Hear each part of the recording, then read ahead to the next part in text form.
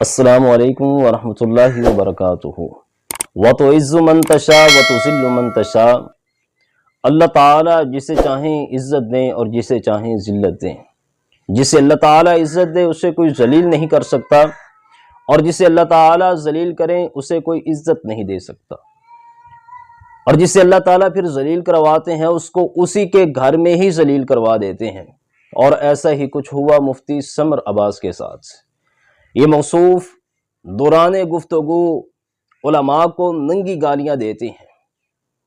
علماء ان کی زبان سے محفوظ نہیں ہیں، وہ مفتی طارق مسعود ہوں، ڈاکٹر ذاکر نائک ہوں، دوران گفتگو شاید ہی کوئی ایسی ان کی تقریر ہو جس میں یہ علماء کو گالیاں نہ دیتے ہوں، حالانکہ ہمارا دین اس بات کی اجازت نہیں دیتا، کسی بھی صورت ہمارا دین بد زبانی کی اجازت نہیں دیتا۔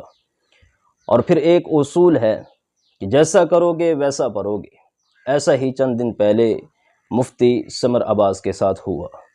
انہی کا جلسہ، انہی کا سٹیج، دوران گفتگو اپنی روایت کو جاری رکھتے ہوئے موصوف بیہودہ گفتگو کرتے ہیں، بد زبانی کرتے ہیں، گالیاں دیتے ہیں، تو پھر انہیں اسٹیج سے اٹھایا جاتا ہے، انہیں اسٹیج سے اٹھا کر کہا جاتا ہے گفتگو کے دوران کہ تمہیں حیا نہیں ہے، تمہیں شرم نہیں ہے، تم بیہودہ گفتگو کرتے ہو، ایسی گندی زبان استعمال کرتے ہو کہ ہماری مائیں اور بہنیں نہیں سن سکتی۔